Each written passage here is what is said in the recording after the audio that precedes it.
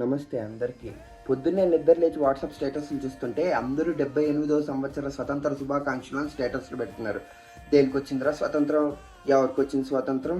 ఓహో, రోడ్డు మీద మర్డర్లు చేయడానికి వచ్చిందా స్వతంత్రం? చిన్నపిల్లల్ని రేప్ చేయడానికి వచ్చిందా స్వతంత్రం? 31 సంవత్సరాలు ఉన్న ఒక డాక్టర్ చదివిన ఒక అమ్మాయిని తను పనిచేసే చోటే రేప్ చేసి మర్డర్ చేస్తే వచ్చిందా స్వతంత్రం మనందరికీ? ఇదేనారా మన ఇండియాకి వచ్చిన స్వతంత్రం? దీనికైనారా మీరందరూ స్టేటస్లు పెడుతున్నారు? ఇది మారాలంటే నువ్వు మారాలి, నేను మారాలి, నా ఫ్యామిలీ మారాలి, నీ ఫ్యామిలీ మారాలి. నేను చేస్తున్నాను నా బాధ్యతగా. నా పిల్లలకి, నా చుట్టూ ఉన్న పిల్లలకి నేను చెప్తున్నాను, మంచేది, చెడేది, తప్పేది, కరెక్ట్ ఏది, తప్పు చేసినోడికి శిక్ష పడాలా వద్దని. నువ్వేం చేస్తున్నావు? నీ సొసైటీ బాగుపడిన రోజు, నీ ఇల్లు బాగుపడిన రోజు, సొసైటీలో ఈ ఘోరాలు ఏవి జరగని రోజు చెప్పరా హ్యాపీ ఇండిపెండెన్స్ డే అని. అప్పటి వరకు చెప్పే అర్హత నీకు లేదు, నాకు లేదు. ఓకే, మేరా భారత్ మహాన్.